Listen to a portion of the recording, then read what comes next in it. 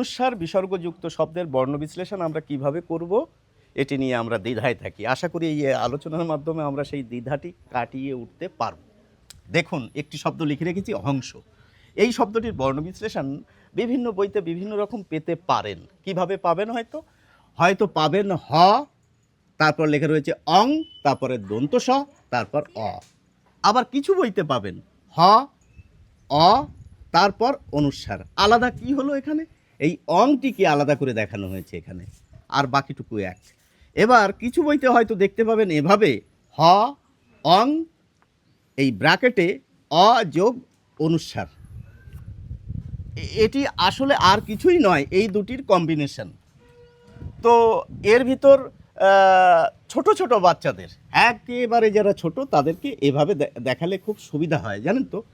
প্রত্যেকটি বর্ণকে আলাদা করে ভেঙে দেখানো উচিত, তাকেই তো বলে বর্ণ বিশ্লেষণ। সুতরাং এভাবে দেখাবেন। তবে পরিণত যারা একটু বয়স্ক, তারা এভাবে দেখাবেন, এবং আরও যারা শুদ্ধরূপে করতে চান, তারা এই দুটির কম্বিনেশন এভাবে লিখে দেখাবেন।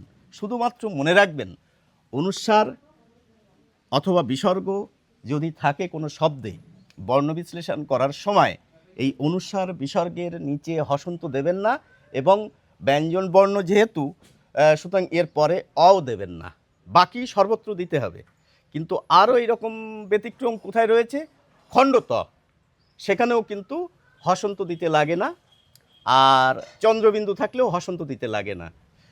তো বাকি ক্ষেত্রে আমরা হসন্ত দিই, এবং তারপরে স্বরবর্ণ অবশ্যই দিয়ে থাকি। এবার দেখুন, দুঃখ নামক শব্দটি যখন বর্ণ বিশ্লেষণ করব, দ, উ, তার সঙ্গে বিসর্গ লেখা রয়েছে কিছু বইতে পাবেন, আবার কিছু বইতে দেখতে পাবেন রহস্য উ বিসর্গকে আলাদা করে দেখানো হয়েছে। দুটোই ঠিক। ছোট বাচ্চাদের এভাবে দেখাবেন, পরিণতদের এভাবে দেখাবেন, এবং আরও যারা একটু মনের থেকে শান্তি চান, তারা এভাবে লিখবেন। লিখে ব্র্যাকেটে এই রহস্য উ আর যোগ বিসর্গকে ব্র্যাকেটে রেখে দেবেন। তাহলে আর দ্বিধা দ্বন্দ্ব থাকলো না।